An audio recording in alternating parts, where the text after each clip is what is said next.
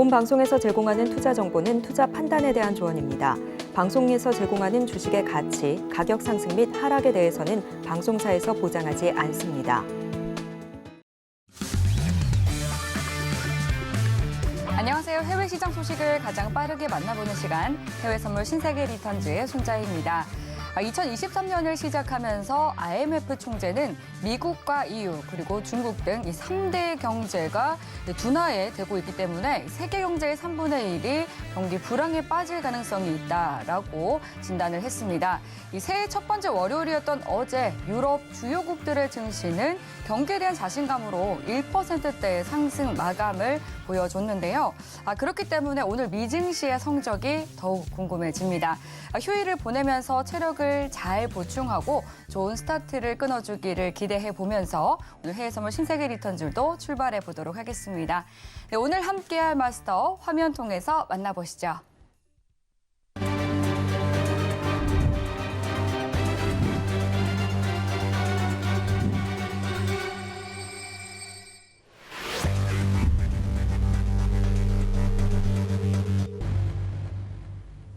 네, 화요일은 천명 마스터님과 함께합니다. 반갑습니다. 반갑습니다. 네, 반갑습니다. 시청자분들과도 인사 나눠주시죠. 네, 시청자 여러분 안녕하십니까. 2023년 개묘년 새해가 밝았습니다. 자, 올해는 이제 개묘년이 변화, 개혁의 어떤 운이 트는 그런 해라고 합니다. 작년에 많이 힘든 시간들이 많았죠. 자, 올해 변화, 개혁을 통해서 새로 도약하는 힘찬 한 해가 되기를 간절히 바라마지 않습니다. 자, 제가 작년 4월부터 서울경제TV 방송 출연을 했습니다. 근 10개월 정도 방송 출연했는데 뭐 경험이 좀 짧다 보니까 미숙한 점이 없지 않아 좀 있었던 것 같습니다. 시청자 여러분들께 양해 말씀을 드리고요. 자, 올해는 좀 더 성숙된 모습으로 시청자 여러분들께 다가설 것을 약속을 드리겠습니다. 자, 올해는 좀 더 알찬 정보로 우리 시청자 여러분들께 제공해 드릴 걸 약속드리고요.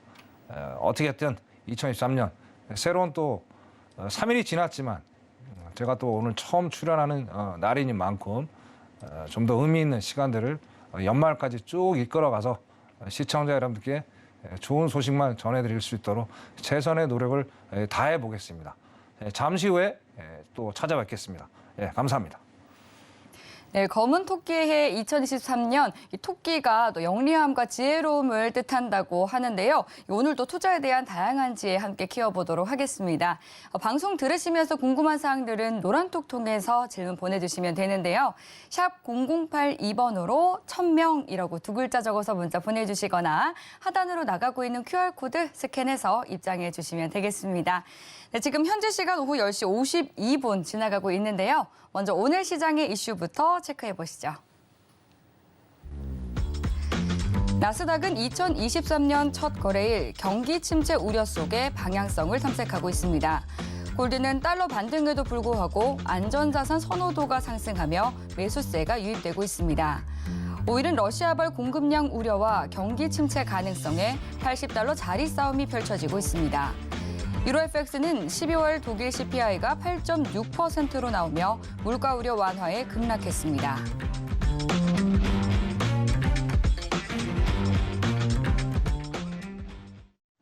네, 오늘 시장의 주요 이슈 체크해보고 왔습니다. 그럼 이어서 오늘 미증시 개장 전에는 주요 상품들이 어떻게 움직였는지 흐름 살펴보도록 하겠습니다. 네, 먼저 나스닥부터 진단해보도록 할게요. 네, 마스터님 부탁드리겠습니다. 네, 나스닥 먼저 올해 첫날이니까 한번 살펴볼까요? 네. 살펴보도록 하겠습니다. 자, 일단은 올해부터는 이제 중요한 거는 이제 핫 이슈, 체크포인트 투자 전략. 거기에도 우리 시청자분들이 제일 알고 계시고 또 궁금해하시는 걸 것 같아요. 그래서 올해는 좀 그렇게 해서 좀 핵심만 뽑아서 말씀드릴 그 시간을 좀 갖도록 하겠습니다. 자, 나스닥의 핫 이슈는 뭐 12월 파월의 매파적 발언이 계속 이어질 것인가가 가장 큰 키포인트라고 보여지고요. 자, 두 번째는 이제 4일, 그러니까 우리나라에서 5일 새벽 4시죠. 새벽 4시에 이제 12월 FMC 의사록이 공개가 됩니다. 자, 그게 이제 뭐 우리 시청자 여러분 다 아시다시피 매파적 발언이 계속 주루를 이뤘죠. 자, 그 이제 5일 새벽 4시에 그 발언이 의사록 공개가 또 어떻게 또 펼쳐지는지 그걸 또 봐야 될 상황인 것 같고요. 자, 6월 달에 항상 연준이 고민하는 여러 가지 중에 이제 취업자 발표도 있죠. 6월 달에 발표가 됩니다. 이제 그 발표에 따라서 시장이 어떻게 자, 산타랠리는 연말에 아쉽게도 없었습니다. 자, 산타랠리가 있는 그 해, 그 다음 해에는 어느 정도 일시적인 상승이 보여졌는데 과연 그 상승이 이어질지 아니면 상승이 없을지 그거는 이제 요거 세 가지 어떤 이슈를 보면서 나스닥의 어떤 1월 달 첫째 주에 어떤 투자 전략을 좀 가지고 가야 되겠다. 그렇게 일단 말씀을 좀 드리고 싶습니다. 자, 그다음에 체크 포인트입니다. 체크 포인트. 자, 일단 1월 6일까지 우리가 봐야 될 게 뭐냐면 좀 이따 차트에서 설명을 좀 드릴 건데 일단 11,500 라인이 붕괴 또는 돌파하는지를 정확히 좀 확인을 하셔야 될 것 같아요. 그래서 여기에 따라서 어떤 시장의 어떤 투자 전략이 정확히 바뀌어지게 되겠죠. 그죠? 자, 그다음에 일봉상을 보시면 5일 이평선이 붕괴를 하게 되면 만약에 지속적인 하락이 예상이 된다. 그렇게 좀 말씀을 드리고 싶고, 자, 투자 전략도 마찬가지입니다. 6월 달까지 어떻게 보면은 이제 어떤 방향성이 정확히 정해져 있지 않기 때문에 어떤 단타 전략을 수립하면서 올 1월 달은 항상 매년 그래왔습니다. 1월 첫째 주에는 항상 조심스러운 시장이 이제 테스트를 많이 하거든요. 그래서 그런 상황들을 보시면서 조심스럽게 어떤 단타 전략을 좀 짜놔야 되겠다. 그렇게 일단은 말씀을 좀 드리고 싶습니다. 자, 나스닥 써멀리 이 정도 하고요. 자, 일봉상을 보시면 아까 말씀드린 대로 자, 여기 보실게요. 자, 여기 보시면 이제 여기 이제 60일 이평선하고 20일 이평선이 지금 수렴이 되어 있습니다. 이게 이제 딱 11,500 라인에 걸쳐 있어요. 그래서 6일까지 여기까지 올라갈 수도 있겠죠. 있기 때문에 만약에 여기서 강하게 저항대를 형성을 해준다면 그래서 추가적인 상승은 기대하기가 좀 어렵지 않겠느냐 그렇게 보여집니다. 일단은 이제 핵심은 그죠. 아마 6일날 그 6일날 발표되는 거에 따라서 시장의 방향이 확실히 바뀔 겁니다. 그래서 만약에 여기까지 올라가지 못하고 여기 밑에 이제 5일 이평선이 있죠, 그죠? 5일 이평선이 거의 지금 7거래일 연속 그래서 박스장으로 지금 형성이 돼 있는데 자, 5일 이평선이 붕괴를 해서 하방 압력을 받아간다면 아까 말씀드린 대로 추가적인 하방의 어떤 압력을 받으면서 1월 달은 어떻게 하방으로 이어질 가능성이 상당히 크겠다. 2월 1일 날 이제 우리나라 시간으로 2월 1일이죠, 그죠? 2월 1일 날 FMC 회의가 2023년 처음으로 열립니다. 거기에 따라서 그 방향성을 좀 가져갈 수 있는 여지가 충분히 있겠다. 그렇게 일단은 말씀을 좀 드리고 싶습니다. 자, 그 다음에 이제 오늘 분봉으로 한번 봐야 될 것 같아요. 자, 이제 우리 시청자들이 가장 궁금해하시는 건 그거예요. 자, 지지하고 저항이 뭐냐, 그죠? 자, 어떤 게 지지 라인이고 어떻게 저항 라인이냐. 그러면서 자, 진입을 하거나 청산하고 어디서 익절을 해야 되는지를 상당히 고민들을 많이 하세요. 그래서 제가 고민하다가 저만의 이제 투자 기법을 새로 또 오픈을 하는 차원에서 자, 지지 저항 라인을 정확히 진입할 때 어떻게 할 것인지 제가 오늘 설명을 좀 드리겠습니다. 자, 10시 반 정도를 한번 봐야 될 것 같아요. 10시 반을. 10시 반을 보시면 자, 10시 반에 나스닥이 금일 저점을 확인을 했어요. 저점을 확인했는데 여기 밑에가 지지라인입니다. 지지라인. 자, 지지라인. 여기서 강력하게 지지를 하면서 횡보를 했죠. 거의 한 20분 정도 횡보를 하면서 자, 여기 RSI 제가 매번 말씀드리는 거 있습니다. RSI가 일단 모멘텀이 상승으로 어떤 신호가 나와줬고 자, 그다음에 MACD가 또 상승의 어떤 신호가 나와줬어요. 그러면서 여기서 그 강력하게 지지를 해주면서 상승의 어떤 곡선을 계속 우상향으로 가는 그런 결과를 초래했습니다. 그죠? 자, 여기서 보시면 자, 여기서 제가 키포인트를 말씀드릴게요. 이제 자, 여기서 만약 진입을 해서 여기 이제 그 다음에 여기 라인이 있습니다. 기준선 라인이. 자, 여기를 또 돌파하게 된다면 계속 홀딩 매매에서 수익을 극대화할 수 있는 방법이 될 수가 있어요. 자, 여기서 또 금상첨화가 될 수 있는 건 뭐냐면 자, 20일 이평선이 이제 골든 크로스가 강하게 나와줬죠. 그죠? 그래서 1차, 2차, 3차, 4차까지 장기적 어떤 추세에 대한 어떤 이익을 좀 가져갈 수 있겠다. 그렇게 말씀을 드릴 수가 있을 것 같습니다. 자, 요거는 이제 지금 방송상 제가 자세하게 설명을 못 드리고요. 차후에 이제 노란톡에 들어오시면 일단 지지 저항을 어떻게 세팅을 하고 어떻게 투자 자료를 가져가는지는 제가 노란톡에 들어서 자세하게 설명을 드리도록 하겠습니다. 그래서 자, 여기서 만약에 2차 지지 라인에서 돌파 라인이죠. 돌파를 했을 때는 여기 처음에 진입한 데에다가 익절을 걸고 가시면 안정적으로 어떤 상승에 대한 투자 전략을 장기적으로 낼 수 있겠다. 그렇게 말씀을 드릴 수 있을 것 같습니다. 그래서 1차, 2차, 3차, 4차를 항상 돌파를 하면 장기적으로 어떤 추세를 낼 수 있을까. 요거를 항상 제가 매일 이제 2023년 나오게 되면 매일매일 설명을 드릴 거예요. 그래서 요것도 공부를 해 나가시면서 어떤 투자자 짜 나가신다면 상당히 용이할 수 있겠다. 그렇게 일단 말씀을 드릴 수 있을 것 같습니다. 자, 다음 한번 보겠습니다. 다음은 이제 크루드 오일이죠. 크루드 오일. 자, 크루드 오일이 참 이제 호재도 있고 악재도 있고 참 다양합니다. 자, 결국에 이제 키포인트는 그겁니다. 러시아에서 2월 달에 이제 감산을 이제 하겠다고 했어요. 일단 그러면 이제 한 달 정도밖에 안 남았죠. 그럼 이게 감산하게 되면 어떻게든 이제 상승의 압력으로 또 작용을 할 수가 있다는 얘기예요. 자, 작년을 한번 우리가 살펴볼 필요가 있습니다. 자, 2월 달에 우크라이나 전쟁이 터지면서 유가가 폭등을 했단 말이에요. 그죠? 자, 이런 상황이 만약에 또 재현이 될 여지도 충분히 있어요. 그죠? 그렇기 때문에 이것도 우리가 예의주시해야 될 악재다. 이렇게 일단 보고 싶고요.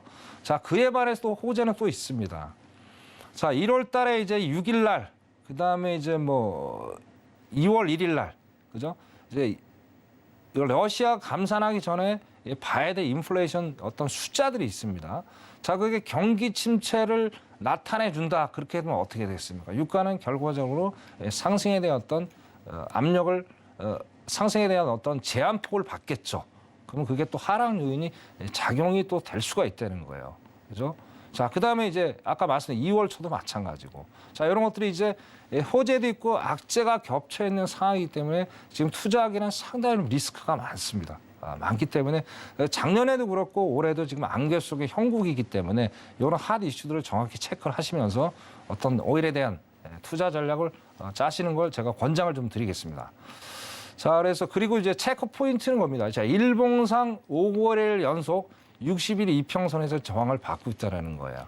자, 아직 아까 말씀드린 대로 러시아가 2월 달에 아직 2월 달에 안 왔기 때문에 거기에 대한 확실한 어떤 시그널이 없습니다. 그렇기 때문에 60일 이평선에서 장기 이평선이죠. 거기서 지금 저항을 계속 받고 있다. 그래서 60일 이평선이 가장 키포인트가 되는 기준선이라고 이해를 하시면 될 것 같습니다. 60일 이평선에 저항을 받게 되면 추가적인 하락으로 갈 수 있고 만약에 돌파를 하게 되면 상승, 80달러 이상으로도 갈 수 있는 여지가 충분히 있어요. 그래서 만약에 85달러를 돌파를 한다면 90달러까지 금방 갈 수 있는 그런 결국에는 이제 인플레이션이 또 악재가 될 수 있죠. 그거를 반드시 우리가 체크를 좀 해야 되겠다. 그렇게 좀 말씀을 드리고 싶습니다. 자, 일봉 차트를 두고 보시면서 제가 말씀을 드릴게요. 자, 여기 보시면 여기 이제 빨간 게 60일 이평선이죠. 그래서 아까 보신 대로 거의 6개월 연속 계속 저항을 받고 있습니다. 거기에다가 더 중요한 건 뭐냐면 밑에 이제 25일 이평선하고 20일 이평선이 걸쳐 있어요. 거기가 지금 75달러하고 그죠? 75달러하고 85달러 그 사이에 있어요. 거의 틱으로 따지면 거의 1000틱입니다. 상당히 큰 거죠. 상당히 큰 거기 때문에 여기 안에서 상당히 어떤 횡보를 할 가능성이 높기 때문에 이것도 또 마찬가지다. 단타 전략을 좀 가져가실 제 권장을 드리고 자, 오늘 같은 경우 일단은 그 일봉상 5일 이평선에서 지지를 강하게 하는지 지지를 하는지를 한 5일 이평선에서 지지를 하는지 정확히 확인하시고 5분목을 적어도 한 두세 번은 보신 다음에 어떤 상방울의 어떤 투자 전략을 가져가시든지 아니면 역으로 따지면 위에 60일 이평선이 강하게 저항을 받는다면 똑같이 5일 이평선을 적어도 두세 번을 확인을 하신 다음에 매도 전략을 가져가라. 그렇게 매도한 전략을 그렇게 말씀을 좀 드리겠습니다. 자, 오늘은 이걸로 정리를 하고요. 다음 5분봉 한번 보겠습니다. 자, 5분봉도 마찬가지입니다. 5분봉 뭐 똑같이 일단 여기 이제 제가 이제 강력한 지진 라인이 저점이 또 확인을 했어요. 확인하면서 지속적인 상승을 해줬고 뭐 RSI, MACD 여전히 똑같이 일단 상방의 어떤 시그널이 이루어졌습니다. 그렇기 때문에 여기 골든 크로스가 나오면서 강한 상승의 어떤 압력을 좀 가했죠. 그렇죠? 그래서 일단 골든 크로스가 나오면서 지수적인 상승을 해줬어요. 그래서 여기 밑에 보시면 여기 제가 이제 지지 라인을 여기다 다 또 만들어 놨잖아요. 그죠? 자, 막 80.6달러에서 이제 저항을 받으면서 약간 하락을 좀 하는 모습을 보였으나 결국엔 나중에 상향으로 상방으로 가는 그런 모습을 보여줬습니다. 그래서 이런 데이터 뭐든지 그렇습니다. 자, 내동 매매를 제가 하면 안 된다고 말씀드렸어요. 어느 정도 이 기술적 근거 하에서 이거 단순히 이제 오늘 차트만 보면 안 되겠죠. 여러 가지 데이터들을 리얼한 데이터, 시향적 리얼한 데이터를 보면서 기술적 분석을 같이 해 나간다면은 좀 더 정밀도가 높은 어떤 투자 전략을 가지고 가실 수가 있습니다. 그래서 요거를 제가 보여드린 거고 이렇게 해서 오늘 수익을 낼 수 있었다. 그래서 제 기법을 하는 거의 이렇게 수익을 낼 수 있겠다. 그렇게 좀 말씀을 드리고 싶습니다. 자, 다음 한번 보겠습니다. 자, 골드입니다. 골드. 요새 골드가 핫 이슈죠. 골드 그죠? 제가 작년에 10월, 11월인가요? 그때쯤에 말씀드렸어요. 이제 연저점을 확인하면서 달러의 약세로 인해서 이제 제일 먼저 골드가 2,000까지 갈 수 있는 여력이 제일 빨리 갈 수 있겠다라고 말씀을 드렸어요. 여지없이 그 현상을 지금 보여주고 있는 상태예요. 아무래도 안전자산 선호도가 높다 보니까 달러의 약세로 인해서 또 이제 그다음에 국채금리도 약간 약세로 돌아섰죠. 그런 것 때문에 골드에 대한 안전자산 선호로 인해서 지속적으로 지금 상승을 하고 있다라고 좀 봐야 돼요. 여기다 또 하나 더 보태면은 엔화의 강세죠. 엔화 강세. 10년물 국채 0.25로 또 올린 상태. 그럴 때 엔화 그거로 인해서 달러의 약세. 그렇게 지금 상황이 벌어지고 있습니다. 그래서 아까 오전까지만 해도 달러 인덱스가 거의 103달러에 머물고 있었어요. 근데 지금 104 아까 제가 봤을 때 104 중반까지 가고 있는데 자 그렇게 달러 인덱스가 강함에도 불구하고 거기에 반해서 또 이제 유로나 파운드는 또 약세로 돌아섰단 말이에요. 그럼에도 불구하고 기술적으로 보면은 오늘 골드가 상당폭 하방 압력을 받아야 되는데 지금 그걸 버티고 있다는 거예요. 자 11시 반에 또 살펴봐야 되겠지만 아직까지는 달러 인덱스가 강달러의 어떤 영향을 못 받고 어떤 안전자산에 대한 기대 심리 때문에 지속적으로 지금 상승하고 있는 게 아닌가. 그렇게 일단 핫 이슈로 말씀을 좀 드릴 수 있을 것 같고요. 자, 근데 체크 포인트는 겁니다. 자, 242평선, 장기 이평선이죠. 여기가 지금 돌파해서 지금 안착을 확인을 해야 됩니다. 제가 아까 봤을 때는 오늘 오전에는 돌파를 해서 지금 안착을 하고 있는 상황이에요. 자, 내일까지도 안착을 해서 지속적으로 안착을 해준다면 자, 2천까지도 1월 달에 충분히 갈 수 있는 여력이 있다. 그렇게 일단 말씀을 드리고 있습니다. 키포인트는 242평선을 안착하느냐, 그걸 좀 보셔야 될 것 같습니다. 자, 일본 보겠습니다. 자, 일본 보시다시피, 그죠? 자, 여기 지금 242평선이에요. 여기 241평선. 자, 242평선을 강하게 지금 안착을 했죠. 그죠? 거의 2주 가까이, 자, 2주 가까이를 계속 횡보를 했어요. 횡보를 하다가 결국에는 240평선을 완전히 돌파를 하면서, 그죠? 안착하면서 지금 1,400, 1,800, 아까 50원인가요?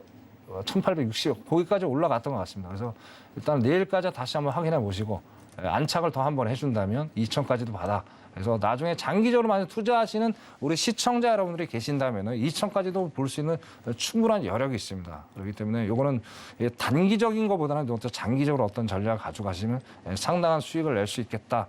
그렇게 제가 말씀을 좀 드리고 싶습니다. 자, 그다음에 분봉을 한번 살펴볼게요. 자, 오늘도 이제 골드가 일단은 갭 상승으로 출발하다가, 그죠? 저점을 좀 확인해 줬어요. 저점을 확인해 주다가, 그래서 저점을 보이면서 계속 상승으로 이어졌죠. 61.8%, 이 정도에서 또 저항을 받다가, 결국에는 이제 어떤 이제 방향성이 없다가, 그죠? 방향성이 없다가 11시가 되면서 달러가 좀 약세로 좀 돌아섰습니다. 이 상세에. 그래서 강하게 이제 급등을 해준 거예요. 달러 약세가 그렇게 크지도 않았어요. 끄지도 않았음에도 불구하고 강한 상승을 보였다는 건 아까 핫 이슈에서 말씀드린 대로 어떤 기대 심리, 안전자의 기대 심리 때문에 시장 기술적 분석보다 상당히 많이 올라가는 그런 결과를 초래했습니다. 그래서 계속 이런 상승세를 이어줬고 아까 1860까지 올라갔었네요. 상승까지 올라 지금 이제 뭐 11시 반에 또 어떻게 될지 모르죠. 오늘은 아무래도 계속 지속적인 상승세가 이어질 가능성이 상당히 높겠다. 그렇게 일단은 골드는 정리를 해드리고 싶습니다. 네. 자, 다음 마지막으로 유로 한번 보겠습니다. 유로. 자, 유로 뭐 핫 이슈는 그렇습니다. 일단 뭐 유로 제조업이 이제 PMI.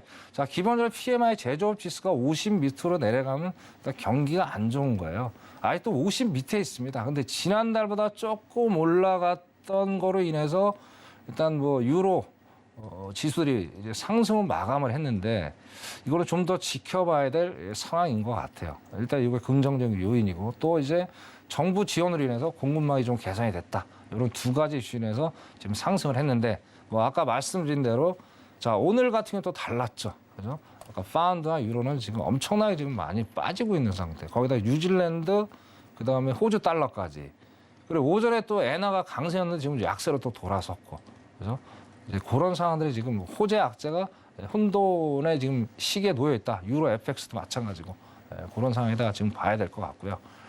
그래서 아까 보니까 이제 일봉상 그죠? 242평선에서 강한 지지를 지금 해주고 있는 상황입니다. 그래서 강한 지지를 만약 해준다면 추가적인 상승이 여러 번 있으나 근데 달러 인덱스 역으로 반비례 관계 있다고 제가 말씀을 분명히 드렸습니다.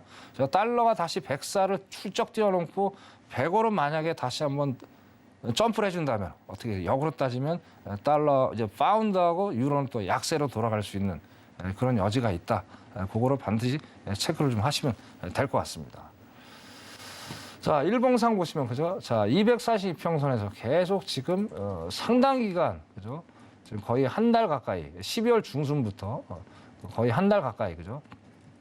그래서 이 라인에서 상승에 대한 어떤 반등을 상당히 모색을 지금 많이 하고 있는 상황이었습니다. 그런데 오늘 아까 말씀드린 대로 결국엔 달러 인덱스의 강세로 인해서 결국엔 유로가 또 하방의 압력을 또 받는 그런 상황들을 연출을 했어요. 그래서 오늘 좀 보셔야 될 게 자 여기 21평선하고 240평선이 같이 지금 수렴이 되어 있습니다. 자, 이게 만약에 붕괴를 해서 하방 압력을 받아준다면 상승의 어떤 모멘텀은 조금 약하게 진행이 되지 않겠느냐. 그렇게 일단 봐야 될 것 같습니다. 그래서 반드시 1월 6일까지 그죠? 자, 242평선을 붕괴하고 내려오는지 아니면 지지를 하고 올라가는지 그거를 반드시 좀 확인하셔야 되겠다. 그렇게 좀 말씀을 드리고 싶습니다. 자, 분봉 한번 보겠습니다. 분봉. 자, 지금 이제 오늘 같은 이제 개장이 이제 열리는 시간, 오늘은 참 확인을 많이 해는 것 같아요. 여기 보시다시피 계속 고점 저점, 그죠? 어떤 이제 그 242평선에서 고점 저점을 확인하면서 계속 지속적인 횡보장이 연출이 됐어요. 자, 이런 상황에서는 매매하기가 상당히 좀 애로점이 많습니다. 왜냐하면 어떤 방향성이 없는 상황에서 이제 메이저들이 계속 테스트를 지금 하고 있는 과정이에요. 그럼 우리나라도 오늘 아침에 그랬잖아요. 그죠? 갑자기 2% 가까이 빠졌던 게 어떻습니까? 거의 상당히죠. 상당폭 오르면서 마감을 했죠. 그래서 오늘도 유럽장, 미증시나 유럽장이 공통적으로 오늘 이제 테스트를 많이 하는 상황. 그래서 고점, 저점을 확인하면서 오늘 장이 마감될 가능성이 상당히 큽니다. 그래서 오늘 같은 오히려 이제 매매하기 이런 상황이 더 좋을 수가 있어요. 고점, 저점을 확인하기 때문에. 그래서 만약에 오늘 한 11시 정도에 만약에 매매를 했더라면, 그죠? 여기 밑에가 강하게 또 지지라인이 형성이 됐죠. 여기서 계속 행보를 하면서 RSI, MACD가 상승 시그널을 분명히 나와줬습니다. 여기서 또 추가적인 어떤 전략을 가져갔다면, 자, 여기까지도 먹을 수 있었고, 또 좀 더 여기서 더 버실 수 있다면, 그래서 골든 크로스가 나와줬잖아요. 그죠? 나와줬기 때문에 여기서 강하게 또 어떤 홀딩 매매를 한다면, 자, 2차 지지라인까지도 충분히 수익을 낼 수 있었다. 이렇게 말씀을 드릴 수가 있을 것 같습니다. 자, 일단은 오전하고 또 이제 11시 반에 시장이 열리면 또 상황들이 어떻게 변할지 모르겠지만 오전에 상황들이 이렇게 전개가 됐다. 그렇게 복귀를 마치도록 하겠습니다. 이상입니다. 네, 주요 상품별로 핫 이슈 그리고 체크 포인트까지 면밀히 분석을 해주셨습니다. 사실 산타 랠리에 대해서 많은 분들이 기대를 나타냈었지만 천명 마스터님만큼은 산타는 없다라고 이 시장 분석을 굉장히 또 정확하게 맞춰주셨는데요. 남다른 기술적 분석의 기법에 대해서 오늘 알려드렸습니다.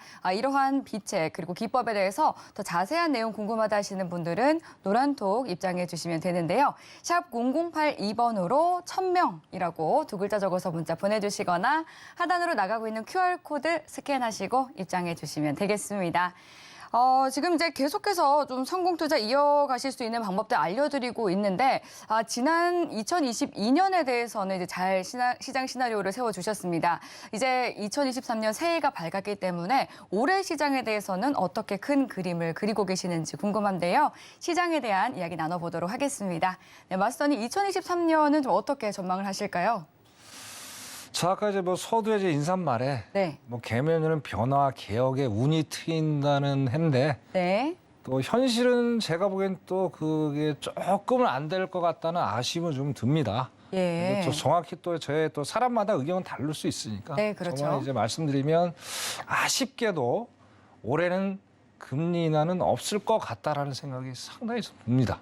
그렇군요. 금리 인하에 대한 좀 기대감이 많이 시장에서는 이야기가 나오고 그렇죠. 있거든요. 네, 저 개인적으로 없다고 좀 생각을 하는 거예요. 네. 또 남다른 시각을 가지고 그렇죠. 계시네요. 그러면 결국은 올해도 그렇게 밝지는 않겠죠. 네. 대신 이제 작년만큼의 어떤 폭락자가는 없을 것 같습니다. 그 이유에 대해서 좀 네. 구체적으로 설명 네, 부탁드릴게요. 그렇게 이제 설명을 좀 드리는 그런 시간을 갖도록 하겠습니다. 네. 자, 일단 우리가 먼저 왜 이런 발언이 나오는지에 대해서 먼저 우리가 알아야 될 필요가 있겠어요. 그죠? 자, 2023년 이제 금리 인하 없다라는 이제 이 논제의 근거는 뭐냐면, 자, 파월이 분명히 얘기를 했습니다. 12월에 FOMC 회의 때 아쉽게도 금리 인하는 없다 이런 얘기를 하면서 산타 랠리가 낙담이 됐죠. 산타 랠리가 없어졌죠. 그죠? 자, 그러면서 어떻게 내년 말까지 터미널 레이트 5.1%까지 가겠다고 분명히 선언을 했습니다. 그러면서 어떻게 해요? 당분간 데이터를 보면서 긴축 기조를 계속 이어가겠다는 발언을 지속적으로 했습니다. 그죠? 그리고 금리 속도 조절 여기에 대해서 분명 우리가 다시 한번 넘어가. 여기에 이제 다시 한번 우리 시청자들이 다시 한번 인지를 좀 하셔야 될 것 같아요. 자, 속도 조절은 피봇이 아니라고 분명히 말씀을 드렸습니다.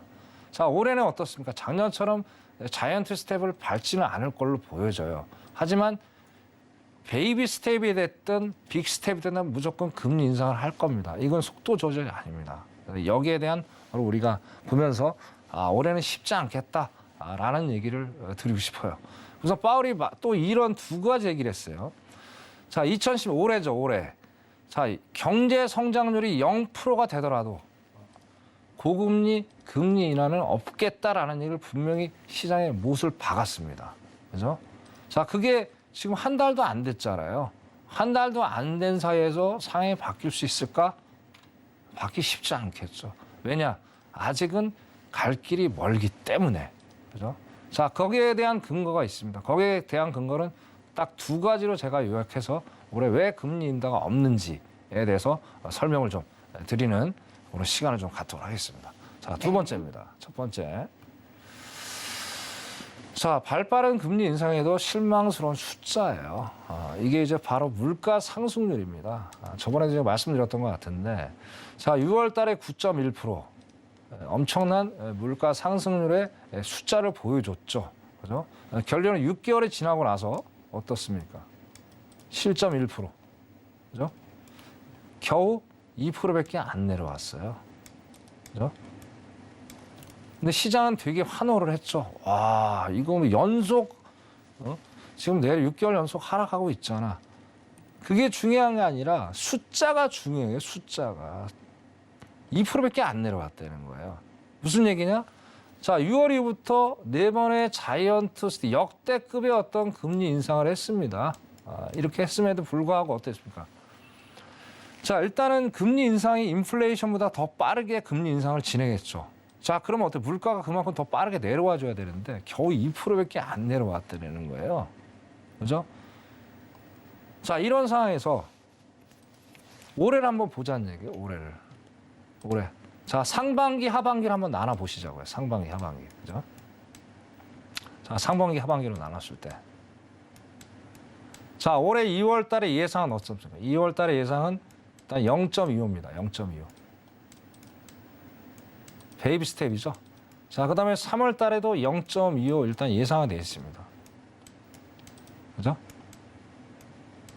자, 그러면 결과적으로 아까 서두에 말씀드린 대로 올해는 작년처럼 자이언트 스텝은 밟을 수가 없어요. 왜? 그 근거는 12월에 파월이 그 얘기했잖아요. 너무나도 금리를 많이 올려보니까 일단은 나중에 후행성 데이터를 보면서 시장을 좀 판단하겠다. 그다음에 0.5를 일단 줄였던 거예요. 그러면 올해는 더 그렇게 세게 갈 수가 없어요. 왜? 파월은 연착륙을 원하는 거예요. 연착륙.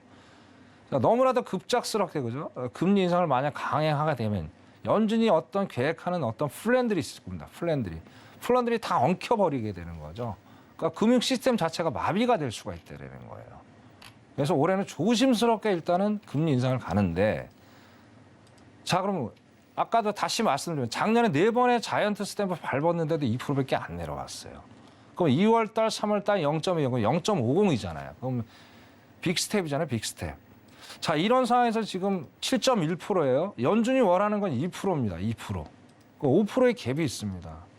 자, 5%를 상반기, 하반기에 가능할까요? 그 숫자가? 네? 또 항상 그렇잖아요. 작년에 누가 우크라이나 전쟁이 터질지 누가 알았어요. 올해 또 복병이 생길 수 있잖아요. 아까 유가에 대한 또 상승이 또 재발이 된다면은 또 물가 상승이 참으로 또 끼얹을 수 있는 여지가 충분히 있겠죠. 그죠? 자, 그런 것도 이제 악재가 언제든지 내포가 될 수 있는 상황인데 과연 2%까지 연말까지 갈 수 있을까라는 퀘션에 도달을 합니다. 자, 여기에 또 뭐가 있습니까? 자, 일부 학자들, 일부 전문가들은 야, 이거 인플레이션 숫자를 좀 높여야 되는 게 아닌가라고 얘기가 지금 나오고 있는 상황이에요. 자, 파월이 그 얘기하면서 뭐래요? 일축했죠. 나는 무조건 2% 간다. 자, 파월은 언제든지 작년에 얼마나 마음이 많이 바뀌었어요. 네? 자, 올해도 언제든지 바뀔 수가 있는 거예요. 그죠?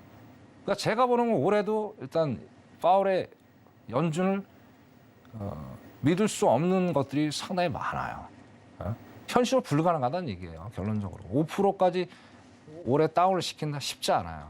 결국엔 제가 한 3분기, 4분기가 되면 물가 상승률을 어느 정도 2%에서 3%에 4% 올리면서 내년까지 한번 보자. 그런 전략이 가능성이 상당히 높겠다. 대신 금리 인하는 없이 어느 정도 밸런스를 맞춰줘야 되잖아요. 그죠? 그렇게 되면 어떤 시장의 충격을 좀 완화시킬 수 있는 그런 역할이 있죠. 그래서 그렇기 때문에 금리를 올리면서도 실망 숫자가 나왔어요.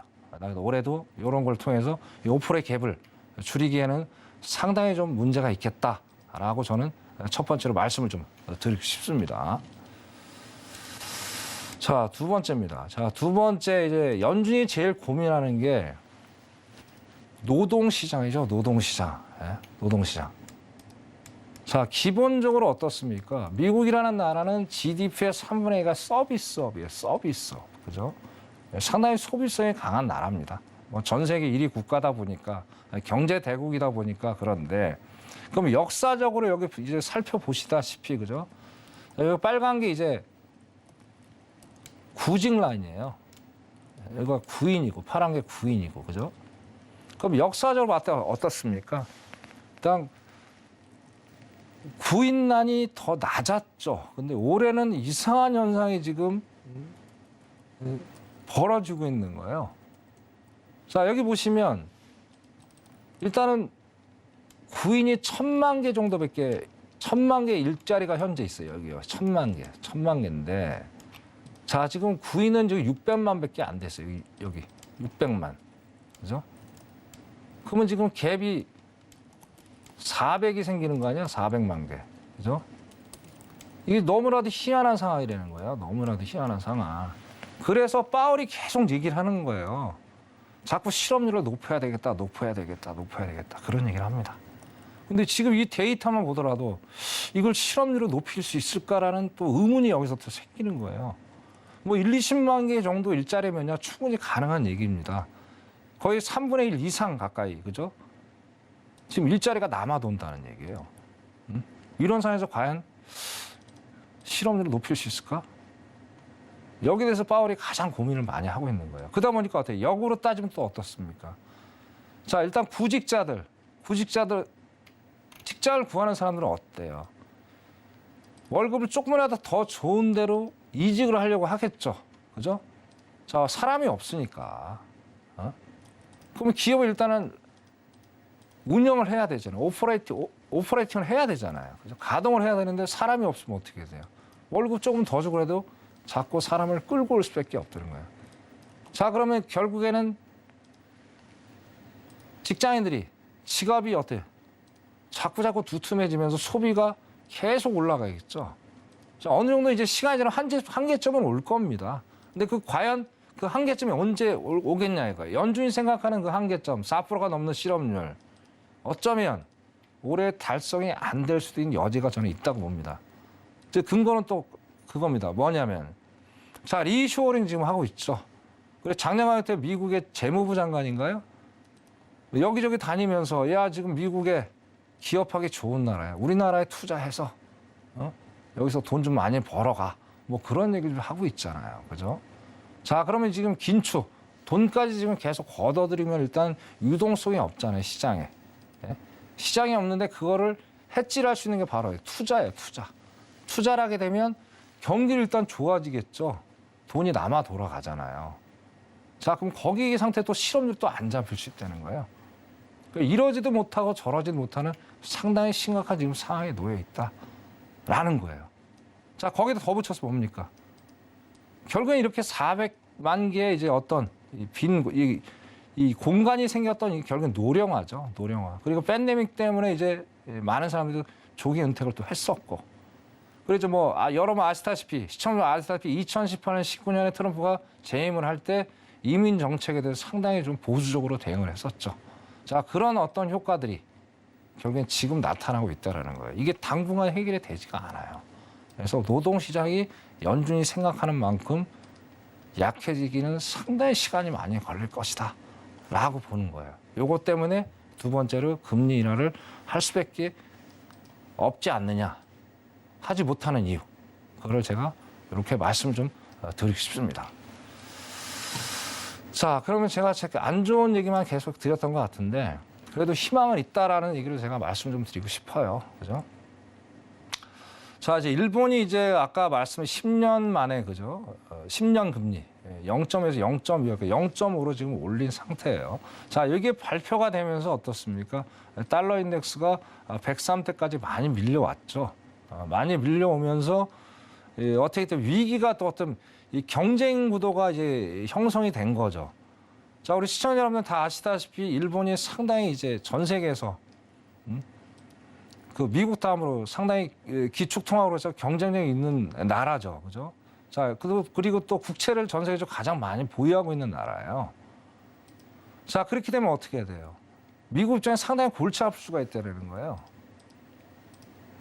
그럼 미국이 갖고 있는, 그러니까 일본이 갖고 있는 국채를 일단은 매각을 할 수도 있다는 얘기예요. 자, 그러면 어떻게 돼요? 미국의 어떤 금리 정책을 가져가는 입장에서 힘이 빠질 수가 있다는 거예요. 그렇죠? 자, 그렇게 되면 어떻게 됐어요? 미국이 강도 있게 또 금리를 또 올릴 수도 없는 상황이 된다는 거예요. 자, 이런 희망적인 또 메시지가 있고, 자, 우리 글로벌 금융위기 때로 한번 돌아가 보자는 얘기예요. 그때도 엄청나게 안 좋은 상황들이 연출이 됐었어요. 자, 그러면서 어때요? 전 세계적으로, 그죠? 미국, 일본, 우리나라도 마찬가지였고, 엄청나게 갑작스럽게 긴축 발작. 그때 이제 파월이 연준 이사했다고 말씀드렸어요. 원행기 때, 그죠? 긴축 발작 일으키면서 긴급 금리 인하를 단행을 했어요. 근데 금리 인하 긴급으로 했지만 결국엔 거의 1년 가까이, 그죠? 증시가 안 좋은 상황이 연출이 됐어요. 그죠? 물론 올해는 또 상황이 또 다를 수가 있습니다. 그죠? 그때 인플레가 아니고 지금은 인플레니까. 물론 상황이 다를 수 있겠지만 이런 것들이 두 가지 요인으로 봤을 때 일단은, 그죠? 희망적인 어떤 메시지가 될 수는 있겠다. 그렇게 봅니다. 자, 어차피 일본, 그죠? 일본이 내년에 이제 구로다 총재가 일단 바뀝니다. 새로운 총재가 이제 신임 총재가 이제 발탁이 되겠죠. 그죠? 취임을 하겠죠. 자, 취임을 해서 이 정책을 계속 끌고 간다면은, 그죠? 증시에 약간의 호재가 될 수가 있을 거고, 만약에 또 정책 정한, 뭐 일시적이다.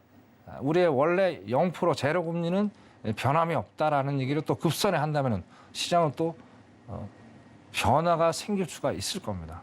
그래서 어쨌든 시장은 그죠. 작년에도 달랐고 올해도 또 다르겠죠. 항상 변수라는 게 있습니다. 변수라니까 아까 말씀드린 대로 분명 우리 바닥은 거의 확인이 될 거라고 보여집니다. 그렇기 때문에 작년처럼 그런 뭐 심각한 상황으로 오지 않겠지만은 금리 인하는 없는 상태에서 올해 시장은 상당히 상승을 해야 되고 또 모멘텀이 약할 수가 있겠다. 그렇게 제가 정리를 해드리고 있습니다. 자, 어쨌든 올해도 또 희망이 있으니 희망을 가지시고 투자 전략을 짜나가시길 간곡히 부탁드리겠습니다. 자, 이상으로 마무리하겠습니다. 이상입니다. 네, 물가와 고용을 근거로 2023년 시장의 금리 인하는 없을 것이다라고 진단을 해드렸습니다. 2022년 한 해간 굉장히 좀 고생 많으셨을 것 같은데 2023년에도 여러분들 시장 전망은 밝지는 않지만 계속해서 좀 안전하고 성공적인 투자 이어가실 수 있도록 많은 정보 안내해드리도록 하겠습니다. 네, 지금 뉴욕 증시 11시 30분 개장을 했습니다. 뉴욕 증시 개장 상황 살펴보고 오겠습니다.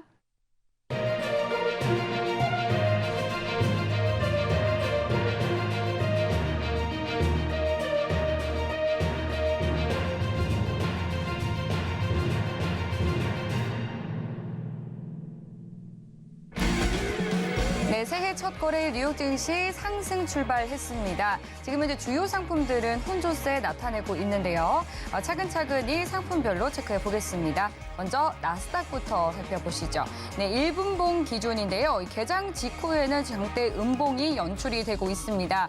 새해 첫 거래일을 맞아서 나스닥이 오늘 프리마켓에서도 계속해서 플러스권에서 거래를 이어갔었는데요. 이 3대 지수 가운데 가장 큰 상승 탄력을 보였지만 개장 직후에는 그 탄력이 굉장히 약해지고 있습니다. 현재 0.5%가량 오른 11,080선에서 거래 이어가고 있습니다. 네, 다음 오일 살펴보겠습니다. 네, 오일은 새해 변동성을 거듭하면서 80달러선 공방전을 펼쳤었는데요. 오늘은 그간 상승에 따른 피로도가 나타나면서 11시경부터 낙폭을 키워갔습니다. 뉴욕 증시 개장 직후에도 계속해서 하락폭을 키우면서 현재 2% 넘게 떨어진 배럴당 78달러 선에서 거래 이어가고 있습니다. 네, 다음 골드 살펴볼게요. 네, 골드는 달러 반등에도 불구하고 6개월 들어서 최고치로 급등을 했습니다. 오늘도 좋은 체력을 보여주면서 1,856달러 선까지 터치하기도 했는데요. 지금 현재는 1%대 상승한 1,848달러 선에서 움직이고 있습니다. 네, 다음 마지막 유로 살펴보도록 하겠습니다. 유로는 이 달러가 또다시 104선으로 뛰어오르면서 유로 오늘 상대적으로 밀리고 있습니다. 1%가량 떨어져서 1.061달러 선에서 거래되고 있습니다. 네, 주요 상품들 개장 파동 확인해 보고 왔습니다. 네, 그럼 주요 상품들을 당일 투자 전략은 어떻게 가져가는 것이 좋을지 나스닥부터 살펴보도록 하겠습니다. 지금 달러가 오늘 1% 강세 보이면서 104선으로 올라섰고요. 미 10년물 국채 금리는 반대로 이제 약세 흐름 이어지고 있습니다. 3.78% 선에서 거래되고 있는데요. 오늘 새해 첫 거래일을 맞아서 나스닥 상승 출발에는 성공을 했지만 그 힘이 조금은 약한 것 같습니다. 당일 어떤 투자 전략이 필요할지 팻말 통해서 확인해 볼게요. 네, 준비해 주시고요. 들어보겠습니다. 하나, 둘, 셋. 매도 들어주셨습니다. 네. 매도로 보신 이유가 무엇일까요? 네, 일봉을 먼저 보고 말씀을 좀 드리겠습니다. 네. 자, 새해 첫날, 그죠? 여기 이제 일자 있죠. 옆에가 이제 새해 첫날인데, 자, 아까 제가 복귀할 때 말씀을 드렸습니다. 밑에 일봉상 5일 이평선에서 지금 지지를 지금 하고 있는 그런 형국을 보여주고 있는데, 자, 아까 이제 달러 인덱스가 오전에 103까지 밀렸다가 104 중후반대까지 올라갔다 이제 104 지금 중반에 있는데 오늘 기이한 현상을 좀 보여주고 있어요. 지금 저점 고점을 왔다 갔다 하고 있는데 대세적으로 달러 인덱스가 상승한다는 거는 어떻습니까? 일단 증시에는 안 좋은 상황이죠. 그래서 지금은 현재 뭐 1%가 넘는 가까이 되는 상승세를 보여주고 있으나 오늘은 이 세력가들이 상당히 오늘 테스트를 많이 하는 시간인 것 같아요. 지금 보시면 자, 요거 여기부터 말씀을 드릴게요. 자, 지금 거의 한 3시, 4시부터, 그죠? 4시, 5시부터 달러 인덱스 갑자기 엄청나게 뛰었어요. 뛰었는데 이렇게 되면 반비례 관계 있다 분명히 말씀을 드렸단 말이에요. 자, 여기까지 확인을 계속하면서 같이 널뛰기를 하면서 고점, 오늘 고점 11,171을 찍었단 말이에요. 자, 그러면서 이제 19시가 지나면서, 그죠? 하방을 계속, 하방에 어떤 압력을 받았죠. 그래서 일봉상, 그러니까 122평선에 지금 강하게 지금 지지를 해주면서 120평선하고 62평선에 여기 안에서 박스권으로 형성이 되고 있다는 거예요. 그래서 제가 보기에는 오늘 여기 이제 62평선까지는 올라가기는 상당히 이거 돌파해서 다시 한번 상승을 해 어떤 전환으로 가기에는 상당히 좀 무리수가 있습니다. 왜? 달러 인덱스가 여전히 강세이기 때문에. 왜냐하면 거기에 반해서 파운드하고 유로가 좀 약세로 돌았었어요. 아까 이제 유로 상당히 많이 빠졌죠. 반비례 관계 있다는 거를 시청자들 유념을 하시고 오늘 매수보다는 매도 전략을 가져가라. 그렇게 제가 말씀을 드리고 싶습니다. 그래서 오늘 투자하실 포인트는 11,130 정도, 그죠? 11,130 정도에서 11,130 정도에서 지지를 한 5분봉 한 번 보시면 안 돼요. 매번 말씀드리는 거예요. 그래서 한 두세 번 정도 확인하시고 나서 11,100라에서 강한 어떤 저항대가 형성이 된다면, 그죠? 수익을 좀 매도 전략으로 수익을 가져가라. 그렇게 제가 말씀을 드리고 싶습니다. 이상입니다. 네, 나스닥에 대해서는 이제 매도뷰로 봐주셨습니다. 바로 내일 1월 4일에는 FOMC 의사록뿐만 아니라 FOMC 경제 전망이 발표가 되죠. 이를 앞두고 오늘 나스닥 상승 출발에는 성공을 했는데 상승 마감까지 기조를 이어가 줄지 함께 체크를 해볼 필요가 있겠습니다. 네, 이어서 다음 5일 살펴보도록 할게요. 네, 5일은 이제 80달러 선에서 다시 조금 떨어져 있는 상황입니다. 당일 투자 스탠스 팻말 통해서 확인해 보겠습니다. 준비해 주시고요. 들어볼게요. 하나, 둘, 셋. 5일도 매도 들어주셨습니다. 그 이유가 무엇일까요? 자, 이거는 뭐 항상 이제 이론적인 얘기죠. 제가 몇 번이고 말씀을 드렸는데 결국엔 달러하고 이제 오일하고는 반비례 관계라고 말씀을 드렸잖아요. 그죠? 결국엔 달러는 강세로 인해서 거기다 이제 복합적으로 또 이제 경기 침체에 대한 그런 얘기들이 아직까지도 이제 연초에 대두가 되는 상황으로 인해서 어떤 오일에 대한 약세가 지금 펼쳐지고 있다. 그렇게 좀 말씀을 드리고 싶어요. 단 이게 약세가 계속 이어질지는 좀 더 두고 봐야 된다고 제가 아까 복귀 때 말씀을 드렸어요. 그래서 75달러까지 만약에 밀려버린다면, 그죠? 장기적인 약세장으로 돌아설 수 있고, 만약에 75달러를 강하게 지지를 해준다면 아직은 약세장이라고 보기에는 상당히 좀 어폐가 있다 말씀을 드리고 싶고, 자, 상승으로 올라가려면 여기 저 빨간 62평선이죠. 여기 80달러, 82달러 그 부분입니다. 여기 안에서 돌파를 해준다면 장세장으로 이루어질 수 있는 여지가 충분히 있어요. 그래서 만약에 이게 2월 러시아가 감산의 어떤 정책을 시행하기 전까지는 이거 75달러에서 85달러에서 계속 횡보장이 이어질 가능성이 상당히 큽니다. 그래서 이거는 상당히 리스크가 있으니까 전일 일봉을 반드시 확인하시고 어떤 투자 전략을 짜 나가시면 성공적으로 안정되게 투자를 할 수 있겠다. 그렇게 좀 말씀을 드리고 싶어요. 그래서 오늘 보시면 상당히 많이 내려왔죠. 자, 이게 정상적인 시장이라는 얘기예요. 자, 아까 5시에 달러가 상당히 올라갔어요. 거기에 반해서 파운드 유로는 반비례 1% 넘게 상승 1% 넘게 하락. 그러면서 계속 지금까지 하락장이 연출이 되고 있다라는 거예요. 그래서 오늘은 일단 매도로 제가 일단은 말씀을 드렸는데, 자, 지금은 조금만 좀 기다려주세요. 한 79.50. 이 정도에 한 79.50에 다시 한번 올라와 준다면 여기서 강하게 어떤 저항대를 형성해 여기서 짧게, 그죠?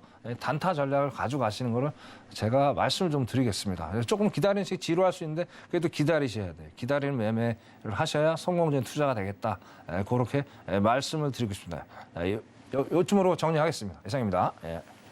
네, 주요 상품들에 대해서 당일 투자 전략까지 챙겨드렸습니다. 천명 마스터님이 내일 무료 공개 방송을 준비하고 계신데요. 오전 9시 그리고 오후 9시 이렇게 함께 하실 수 있습니다. 1월 4일 내일 나오는 FOMC 의사록에 대해서 미리 짚어보는 프리뷰를 해주신다고 하니까요. 남들보다 한 발 앞서서 대응하고 싶다 하시는 분들은 꼭 함께 보시길 바라겠습니다. 샵 0082번으로 천명 두 글자 적어서 문자 보내주시거나 하단으로 나가고 있는 QR코드 스캔하시고 하시고 입장하셔서 무료 공개 방송까지 함께해 주시기 바라겠습니다. 네, 그럼 여기서 마선님과 인사 나누도록 하겠습니다. 오늘 말씀 감사합니다. 고생했습니다. 네, 참고로 본 방송에서 제공하는 정보는 투자 판단에 대한 조언일 뿐 해당 상품의 가치나 수익률을 보장하지 않습니다. 서울경제TV와 서울경제신문은 당사의 브랜드입니다. 서울경제증권TV와 서울경제TV 손실복구팀 등 당사를 사칭한 피해가 증가하고 있으니 유의해 주시기 바라겠습니다. 네, 오늘 저희가 준비한 소식은 여기까지입니다. 함께해 주신 여러분 감사합니다.